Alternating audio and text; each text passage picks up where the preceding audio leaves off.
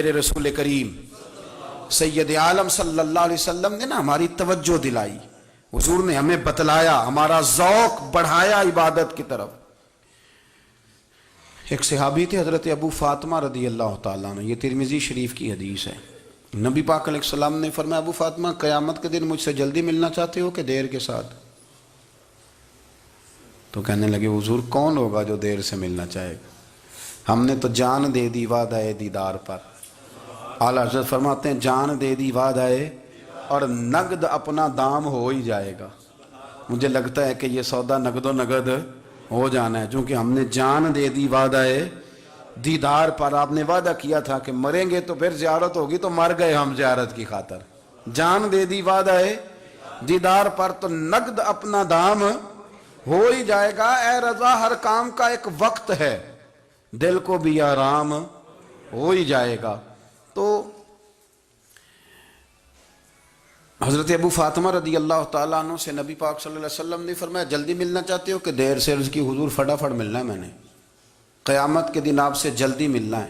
تو نبی پاک علیہ السلام نے فرمایا پھر اس طرح کرنا، دنیا میں رہ کے سجدے زیادہ کرنا، پھر سجدے زیادہ کرنا، قیامت میں ملاقات جلدی ہو جائے گی، قرب ملے گا تمہیں۔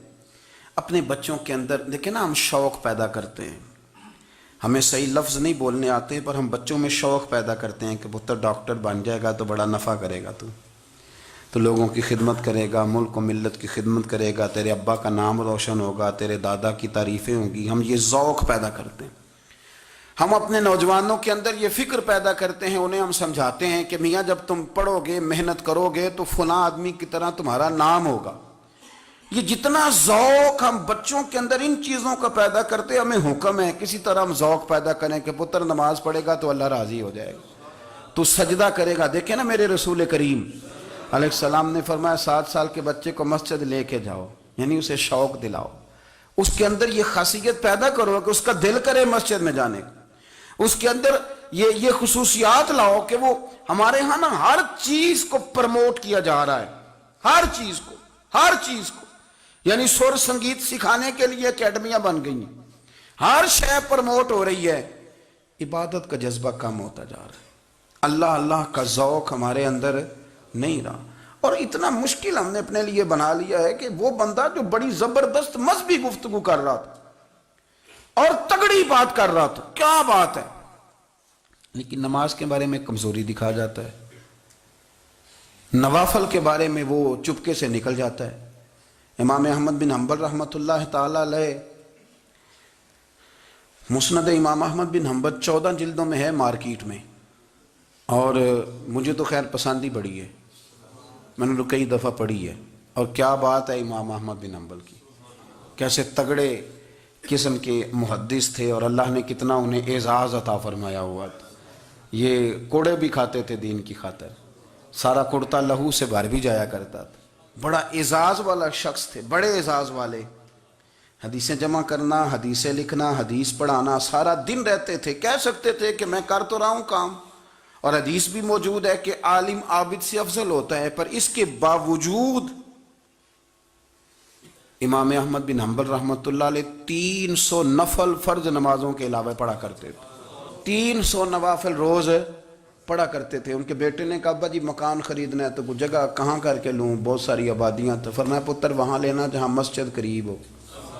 میرے رسول کریم سید عالم صلی اللہ علیہ وسلم اتنا پسند کرتے مسجد کو، اتنا پسند کرتے نماز کو کہ رسول کریم صلی اللہ علیہ وسلم تہجد کی نماز بھی پڑھتے، پھر حضور فجر کی نماز بھی پڑھتے، نبی پاک وتر کو الگ کر کے پڑھتے، عشاء کے ساتھ نہیں پڑھتے۔ یہ تو ہم اس لیے اجازت دی ہمارے بزرگوں نے کہ بعد میں اٹھے گا کون علیحدہ وتر پڑھنے کے لیے، عشاء کے ساتھ پڑھ لے۔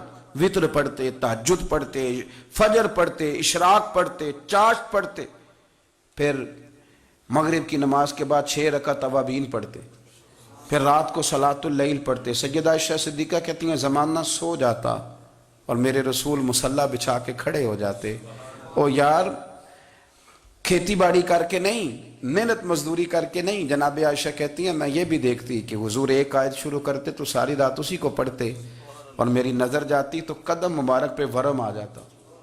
یار نماز پڑھ کے، اتنی مشقت کر کے، اتنی جد و جہد کر کے ورم آ گیا، یا رسول اللہ اتنی محنت کیوں کرتے ہو؟ فرمایا افلا اکون عبدا شکورا، کیا میں اپنے رب کا شکر گزار بندہ نہ بنوں؟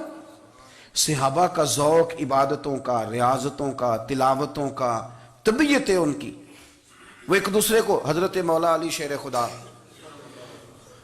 کرم اللہ تعالی وجہہ الکریم کے زمانے میں روم کے بادشاہ نے کہا یار یہ مسلمانوں کا پتہ تو کرو، یہ آخر کیوں اتنے زیادہ مجاہد ہیں؟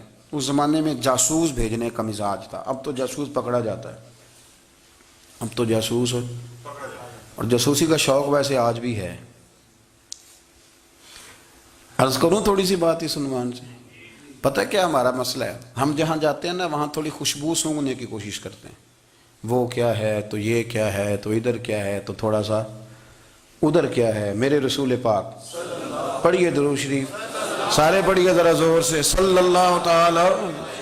نبی پاک علیہ السلام نے فرمایا جاسوسی نہ کرنا ورنہ تم بندوں کو خراب کر دو گے، اور فرمایا اس طرح نہ ہو کہ تم کسی کے آپ کھول نہ نکلو تو تمہارے پہلے کھول جائیں۔ یہ جو ذوق ہے نا یہ ختم کریں، چھوڑیں، مطلب آپ کس چکر میں پڑے ہوئے ہیں؟ اتنی زیادہ توجہ کرنے کی کیا ضرورت ہے؟ نیک کام سے کام رکھیں، اس میں بندہ تھوڑا سا نا آسان رہتا ہے۔ یہ جو بہت زیادہ ٹٹولنے والے لوگ ہوتے ہیں نا وہ بیچارے پھر عمر ٹٹولتے ہی گزار دیتے ہیں، اس لیے کہ مزاج ہی بہت پکا ہے، بوری کا منہ کھول کے اندر تک ہاتھ ڈالنا، تو پھر کئی دفعہ سامنے سے بچھو بھی لڑ جاتا ہے، خرابی ہوتی۔ تو جاسوسی کی جاتی تھی، اس نے بھی جاسوس بھیجے، کیونکہ قبیلوں کے لوگ تھے، کچھ مسلم کچھ کافر، پہچانے نہیں جاتے تھے لوگ، تو کچھ لوگ اس نے بھیجے، انہوں نے آ کے نا تحقیق کی، ریسرچ کری کہ آخر ماجرا کیا ہے، تو واپس جا کے انہوں نے رپورٹ دی نا روم کے بادشاہ کو۔ اس رپورٹ کا ایک جملہ بڑا شاندار ہے، وہ کہنے لگا بادشاہ ہمیں مسلمانوں کی کوئی سمجھ نہیں آئی، ہمیں کوئی سمجھ نہیں آئی۔ انہوں نے کہا کیوں نہیں سمجھ آئی؟ کہنے لگے یار عجیب بندے ہیں، جب رات مصلے پہ بیٹھتے ہیں تو یوں لگتا ہے ان کا دنیا سے رشتہ ہی کوئی نہیں، کوئی کسی کو نہیں جانتا، کوئی اپنے دکھ سنا کے رو رہا ہے، کوئی اپنی بات کر کے رو رہا ہے، لگتا ہے کہ ان کا کوئی رشتہ ہے ہی نہیں جب مصلے پہ بیٹھتے ہیں۔ اور فرمایا جب سویرے یہ جہاد کرنے نکلتے ہیں تو لگتا ہے ان سے زیادہ دلیر ہی کوئی نہیں، حالانکہ جو مصلوں پہ رونے دھونے کے لوگ ہوتے ہیں وہ کئی دفعہ جہاد میں کام نہیں کرتے، لیکن عجیب لوگ ہیں کہ رات کے راہب ہیں، دن کے مجاہد ہیں، کوئی سمجھ نہیں آتی۔ میرے عزیز ان لوگوں نے مصلہ آباد کر کے رکھا، تلاوتیں ان کا ذوق رہی، منزل روز پڑھنا، اسباق پڑھنا، وظائف پڑھنا، یہ ان کا ذوق رہا۔ اعلیٰ حضرت بریلوی رحمت اللہ نے 1000 کتاب لکھی ہے، لیکن الوظیفۃ الکریمہ کے نام سے جو وہ صبح و شام وظائف پڑھتے تھے وہ الگ انہوں نے ان کو بیان کیا، پابندی کے ساتھ اپنی اللہ اللہ کرتے تھے۔ شیخ شہاب الدین سہروردی رحمت اللہ علیہ اس پر ایک بندے نے اعتراض کیا، اس نے کہا جی آپ کس قسم کے صوفی ہیں، مرید بیٹھے ہیں اور آپ وہاں نفل پڑھ رہے ہیں؟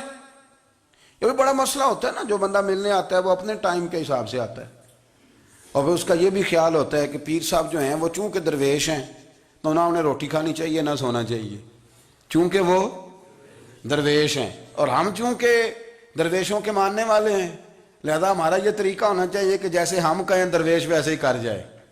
حالانکہ جس کو آپ درویش کہیں گے آپ اس کی مانیں گے، آپ منوائیں گے نہیں، تو ہمارا مزاج ہوتا ہے۔ شیخ شہاب الدین پر لوگوں نے اعتراض کی، حضور لوگ ملنے آئے ہیں، زیارت کرنے آئے ہیں، یہ بندے دعا کرانے آئے ہیں، اللہ اللہ کرانے آئے اور آپ نفل پڑھ رہے ہیں، کیا جملہ ہے، کیا حسن ہے، کیا خوبصورتی ہے۔ فرمانے لگے رب رسول سے مانگنے کے لیے مصلی بچھایا ہے، اگر وہاں سے مانگوں گا نہیں تو تمہیں دوں گا کیا؟ پہلے مجھے کچھ لے تو لینے دو، اگر میرے پلے کچھ ہے ہوگی تو آگے دوں گا نا، تو میں مانگنے گیا تھا کہ یا اللہ دے تیرے بندے لینے آئے ہیں، دے تو میں کچھ لوں گا تو آگے دوں گا نا۔ لیکن ہمارا یہ سٹیٹس، یہ مزاج، یہ شعور نہیں ہے، گپیں، کہانیاں، داستانیں، گفتگو، خطابت، واز، کیا بات، لیکن اگر کچھ کرنے کا کام ہو تو وہ نہیں ہم سے ہوتا۔ میرے نبی کریم علیہ السلام نے مصلی سے دل لگانے کا درس دیا، حضور نے توجہ دلائی، صحابہ اس ذوق کے حامل لوگ تھے، وہ کوشش کرتے تھے۔ جناب صدیق اکبر رضی اللہ تعالیٰ عنہ کا عبادت کا مزاج ہمیشہ قائم رہا۔ حضرت عمر فاروق ساری رات اللہ کے حضور کھڑے رہے۔ حضرت عثمان غنی رضی اللہ تعالیٰ عنہ عشاء کی نماز پڑھ کے 2 رکعتوں کی نیت باندھتے تھے، 15 سپارے پہلی رکعت میں پڑھ دیتے تھے اور 15 سپارے قرآن مجید کے دوسری رکعت میں پڑھ دیتے تھے۔ آپ نے نا حضرت عمر فاروق کے وصال کے بعد ان کی ایک بیوہ سے نکاح کیا، حضرت عثمان غنی نے نکاح کیا، وہ خاتون آپ کے نکاح میں آئیں تو عرض کرنے لگیں امیر المومنین میرے لیے اعزاز تو بہت ہے کہ میں امیر المومنین کی بیوہ تھی تو امیر المومنین کی منکوحہ ہو گئی ہوں، لیکن حضور نہ تو میں جوان ہوں کہ میرے اندر رغبت ہوتی اور نہ میں اب اس قابل ہوں کہ کوئی خدمت کر سکوں، میرے ساتھ نکاح کی وجہ کیا بنی؟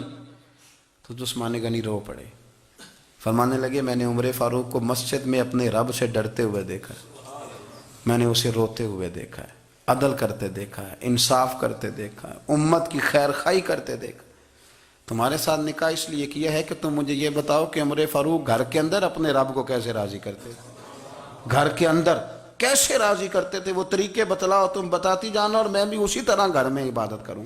میرے رسول کریم علیہ السلام نے ارشاد فرمایا، حضور فرمانے لگے جس گھر میں اللہ کا ذکر ہوتا ہے وہ گھر زندوں کا ہے، اور جس گھر میں رب کریم کا ذکر نہیں ہوتا وہ گھر زندوں کا نہیں ہے۔ گھر نا ہم نا کتابوں میں پڑھتے ہیں کہ ایک بزرگ کہتے ہیں، حضرت فضیل بن عیاض کہتے ہیں کہ میں ایک گلی سے گزر رہا تھا تو گھر کے اندر کسی قاری صاحب نے قرآن کی آیت پڑھ دی، وَلِمَنْ خَافَ مَقَامَ رَبِّهِ جَنَّتَانِ، میں میرے کانوں سے ٹکرائی تو اللہ نے میری کایا ہی پلٹ دی، میں توبہ کر گیا۔ اب گھر کے اندر سے آواز آئے تو صحیح نہ تلاوت کی، پر اندر سے آواز آتی نہیں، یا ڈیک بجنے کی آواز آتی ہے، یا ٹی وی چلنے کی آواز آتی ہے، یا دھوم مچانے کی آواز آتی ہے۔ عبادت کا وہ جو خاص شوق تھا، وہ جو حسن تھا، وہ جو توانائی تھی، وہ جو بات تھی۔ ایک جگہ پہ ہم بیٹھے تھے تو وہاں ایک صاحب آئے اور انہوں نے آتے ہی کہا کہ مہربانی کریں ذرا مجھے مصلی دے دیں، میرے نہ کچھ نفل رہ گئے۔ تو میں نے وضو کر لیا تو کوئی مصلی مل جائے، مصلی انہیں دے دیا گیا، وہ مصلی لے کے چلے گئے تو پیچھے ایک صاحب نے تبصرہ کیا، کہنے نے کتنا ریاکار بندہ ہے، لوگوں کو دکھا رہا ہے کہ میں نفل پڑھتا ہوں، ہے کوئی بات کرنے والی؟ میں نے اسے کہا تو مہربانی کرنا اس طرح کی ریاکاری تو بھی کر، پکڑ مصلی اور جا تو بھی تھوڑی ریاکاری کر کے آ، اٹھ ذرا، شکر کر کوئی یہ ریاکار بھی ملا ہے، کوئی نفل پڑھ کے ریاکاری کر رہا ہے۔ اللہ کا میں کہتا ہوں کو پڑھے تو صحیح نہ، یہ کوئی دور ہے نفل پڑھنے کا؟ اس میں تو لوگوں کا مزاج ہی نہیں، طبیعت ہی نہیں۔ میں نے کہا چل مہربانی کر یہ لے مصلی اور تو بھی جا تھوڑی سی یا کر یا ریاکاری کرو تو صحیح نا، مزاج ہی نہیں، ذوق۔ جمعے کی نماز پڑھ کے یوں دنیا بھاگتی ہے، او ہو پتہ نہیں کون سی پیچھے آگ تھی جو بجھائی جائے گی، اور آج تک لوگ مسئلہ پوچھ رہے ہیں کہ جمعے کی بعد والی سنتیں کتنی ہوتی ہیں۔ میں نے کہا کتنے سال ہو گئے جمعہ پڑھتے، کتنے سال ہو گئے، ابھی تک سنتوں کا نہیں پتہ، ابھی تک نہیں علم کے پہلے کتنی رکھتے ہیں اور بعد میں کتنی رکھتے ہیں۔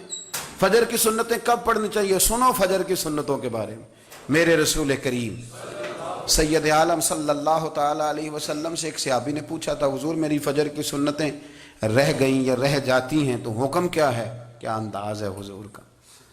بخاری مسلم کے لفظ سنو، حضور سید عالم صلی اللہ علیہ وسلم فرمانے لگے، اس نے کیا پوچھا تھا؟ حضور جواب کیا دیتے ہیں؟ فرمایا فجر کی سنتیں کبھی نہ چھوڑنا، فجر کی پہلی 2 سنتیں کبھی نہ چھوڑنا۔ یا رسول اللہ صلی اللہ تعالیٰ علیہ وسلم میری رہ گئی ہیں، رہ جاتی ہیں۔ فرمایا فجر کی 2 سنتیں نہ چھوڑنا، فرمایا فجر کی پہلی 2 سنتیں مجھے دنیا اور دنیا کے اندر جو کچھ ہے وہ سب سے زیادہ پیاری ہے۔ فجر کی 2 سنتیں دنیا اور دنیا میں جو کچھ ہے مجھے وہ سب سے زیادہ پیاری ہیں، اس لیے فجر کی سنتیں نہ چھوڑنا۔ اپنا ذوق، اپنی طبیعت، ہم نے نا ذوق غلط بنا لیا ہے۔ اگر 20 بندے کہہ بھی دیں گے تو نے بڑی شاندار تلاوت کیا تو کیا اس سے بنے گا؟ 100 بندہ کہہ بھی دے تیری کیا بات ہے، کیا بات ہے نعت خاں کی، کیا بات ہے علامہ صاحب کی، پیر صاحب کی، پیر مہر علی شاہ صاحب رحمت اللہ علیہ۔ آپ تشریف فرما تھے تو آپ کے ایک ہی بیٹے بابو جی جن کو کہا جاتا ہے، جس دن صاحبزادے پیدا ہوئے تو خادم نہ وہاں سے نکلا۔ ان لوگوں کے شوق اور طرح کے تھے نا تو ان کی توجہ بھی اپنے شوق کی طرف رہتی، تو خادم نکلا اندر سے، پیر صاحب مبارک ہو، پیر صاحب مبارک ہو، پیر صاحب مبارک ہو، پیر صاحب مبارک ہو، شور کر رہا ہے۔ تو پیر صاحب کو وجد ہو گیا، اللہ اکبر اللہ اکبر اللہ، او کیا ہوا، کس بات کی مبارک دے رہے ہو؟ عرض کی حضور اللہ نے بیٹا دیا ہے۔ تو آپ فرمانے لگے اچھا حضور آپ کیا ہوا، آپ تو پریشان ہو گئے۔ فرمانے لگے جب تو نے 3 دفعہ کہا نا مہر علی کو مبارک ہو تو میں سمجھا تھا شاید تجھے کسی نے بتا دیا ہے کہ مہر علی سے اللہ راضی ہو گیا، میں سمجھا تھا کہ شاید تو یہ خبر لے کے آیا ہے کہ کسی نے بتایا ہے کہ مجھے آج خبر ملی ہے کہ مہر علی سے رب اچھا پتر ہوا ہے، الحمدللہ اللہ کا شکر ہے، پر میرے لیے مبارک کا دن وہ ہوگا جب میرا رب کہے گا کہ میں مہر علی سے راضی ہوں، میرے محبوب کہیں گے کہ میں مہر علی سے، آپ بات کو سمجھیں۔ شوق ہی کسی اور طرف تھا، دل ہی کہیں اور لگا ہوا تھا، طبیعت ہی کہیں اور مائل تھی۔ کوئی وظیفہ پوچھتے تھے تو پڑھتے تھے وہ لوگ، کچھ اللہ اللہ انہیں بتائی جاتی تھی تو کرنے کا ذوق رکھتے تھے، طبیعت تھی، قائل تھے۔ حضرت ربیع کہتے ہیں میں بڑی دور سے سفر کر کے گیا حضرت اویس کرنی سے ملنے، بڑی دور سے، اور جب میں پہنچا تو فجر کا وقت تھا، تو حضرت اویس کرنی کو میں نے پا لیا، تو وہ نماز پڑھ کے نا قرآن شریف لے کے بیٹھ گئے۔ فرماتے ہیں اشراق چاشت کا وقت ہوا تو نفلوں کی نیت باندھ لی۔ محدث ابن الجوزی نے لکھا ہے، فرماتے ہیں پھر جب زوال کا وقت ہوا تو مسجد میں جھاڑو دینے لگ گئے، ظہر کی نماز پڑھ کے تو عصر کی تیاری تک وہ مسجد میں بیٹھے رہے، اور میرے نبی پاک علیہ السلام نے فرمایا جو نماز کے انتظار میں بیٹھا ہو وہ نماز ہی میں ہے، وہ نماز ہی میں ہے۔ فرمایا میری دنیا، میری امت کی جو رہبانیت ہے نا وہ اتنی ہے کہ نماز کا انتظار کرے، اذان کے بعد نماز کا یہ راہب ہیں، یہ اس وقت چھوڑ کے بیٹھے ہیں سارا کچھ۔ فرماتے ہیں عصر تک انہوں نے اللہ اللہ کی، پھر مغرب تک کی، عشاء کی نماز ہوئی تو نماز پڑھی تو وہ تھک گئے، اب مجھے وہ فارغ ہوں مصلی چھوڑے تو میں ملاقات کروں نا۔ یہ آپ حیران نہ ہو کہ اتنی دیر بندہ کیسے اللہ اللہ کر، ہم نے کی نہیں نا اس لیے ہم پریشان ہیں، جو عادی ہوتے ہیں وہ کر بھی لیتے ہیں، وہ یہ کام، میری بات کی سمجھ آ رہی ہے؟ جب جاتے ہو کسی دفتر میں تو 8 گھنٹے کھڑے رہ لیتے ہو نا، مجبوری ہوتی ہے تو کھڑے رہا جا سکتا ہے۔ پاسپورٹ کے دفتر بولیے، امیگریشن کی لائنوں میں، اور میں نے تو امبیسیوں میں بندے 12 گھنٹے پہلے جا کے کھڑے دیکھیں، رہ لیتے ہیں کھڑے۔ تو اگر ان کاموں کے لیے رہا جاتا ہے تو اللہ رسول کے لیے بھی کھڑے رہا جا سکتا ہے۔ تو فرمانے لگے کہ جب عشاء کی نماز کے بعد آخر انسان تھے، تھک گئے، نیند کا غلبہ ہوا تو تھوڑی ایسے آنکھ بند ہوئی تو کھلی تو رونے لگے۔ حضرت ویسے کرنی رو کے کہنے لگے مالک مجھے غافل تو نہ کر، ابھی میں نے کیا بھی کچھ نہیں، دن ختم ہو گیا، کوئی نفل نہیں، کوئی اللہ اللہ نہیں، اللہ مجھے غافل نہ کر، میری مدد فرما۔ فرماتے ہیں جب وہ روئے تو میرے ساتھ جو شخص تھا میں نے کہا اٹھو چلیں، کہنے لگا حضور ملنا نہیں، فرمایا جو میں لینے آیا تھا وہ مجھے مل گیا ہے، جو میں ان سے سیکھنے آیا تھا وہ مجھے نصیب ہو گیا، اب اور میں نے کیا لینا، ختم ہو گئی بات، اٹھو چلیں۔ اللہ کے بندوں نے حضرت ربیعہ بن کعب اسلمی رضی اللہ تعالیٰ عنہ فرماتے ہیں، کہتے ہیں جب بنو قریظہ اور بنو نذیر یہودیوں کے ساتھ حضور علیہ السلام نے جنگ کا اعلان فرمایا تو وہ دشمن ہو گئے، ہمیں خطرہ تھا کہ وہ رات کو کہیں محبوب کو تکلیف نہ دیں، تو کچھ لوگ نا تلواریں لے کے نبی پاک کے دروازے پہ پہرے داری کرتے تھے۔ گن مین رکھنا حرام نہیں، اگر کسی کو واقعی خطرہ ہو تو اس کے لیے سنت بھی ہے۔ حضرت علی المرتضیٰ تلوار لے کے حضور کے گھر کا پہرا دیتے تھے۔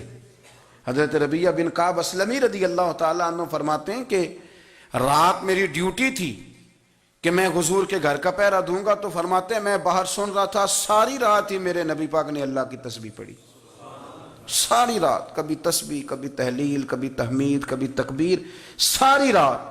فرماتے ہیں ساری رات حضور پڑھتے رہے اور ساری رات ہی میں سنتا رہا، مجھے اونگ آ گئی، میری آنکھ لگ گئی، حضور ابھی پڑھ رہے تھے، میں تھک کے سو گیا، اور فرماتے ہیں جب میری آنکھ دوبارہ سے کھلی تو میرے کانوں میں پھر کوئی چیز گونجی تو میں نے کان لگایا تو میرے حبیب ابھی بھی اللہ کو یاد کر رہے، ساری رات حضور رب کی عبادت کرتے، اسی لیے تو کہا یا ایھا المزمل قم اللیل الا قلیلا، حبیب ساری رات تو نہ جاگا کر، تھوڑا آرام بھی کر لیے گا۔ میرے بھائی اپنا مصلی، اپنی عبادات، اپنے وظائف، اللہ اللہ جو آپ نے کسی سے سیکھی ہے اس کو کبھی کمزور نہ ہونے دیں۔ شجرہ شریف جو کسی بزرگ سے آپ لے لیتے ہیں تو کیا رسم ہے کوئی؟ اس پہ کچھ لکھا ہوتا ہے، وہ پڑھنے کے لیے دیا جاتا ہے، اس پہ لکھا ہوتا ہے کہ یہ اللہ اللہ آپ نے کرنی ہے۔ ساری زندگی کسی اسکول میں داخل ہو گئے اور وہاں جا کے آپ نصاب ہی نہ پڑھیں، کتاب ہی نہ کھولیں تو پاس ہو جائیں گے؟ وہ کہتے ہیں میں 20 سال جاتا رہا ملا کچھ نہیں، تو آپ نے لیا کیا ہے؟ ایک اتنی سی کتاب تھی، اس کو تو کھول کے آپ دیکھ نہیں سکے، اس کے وظائف تک تو رسائی نہ ہوئی، اس لیے کہ اللہ اللہ کرنا مشکل ہے اور تصویر کھنچانا یہ آسان کام ہے۔ تو جو آسان ہے اس طرف ہماری توجہ لگی رہتی ہے اور جو مشکل ہے اس طرف ہم ذوق پیدا نہیں کرتے. یا ایھا الناس اعبدوا ربکم الذی خلقکم والذین من قبلکم لعلکم تتقون. اے لوگوں اس رب کی عبادت کرو جس نے تمہیں پیدا کیا اور تم سے پہلوں کو پیدا کیا، اس لیے عبادت کرو کہ تم پرہیزگار ہو جاؤ گے. مالک سمجھنے کی توفیق عطا فرما.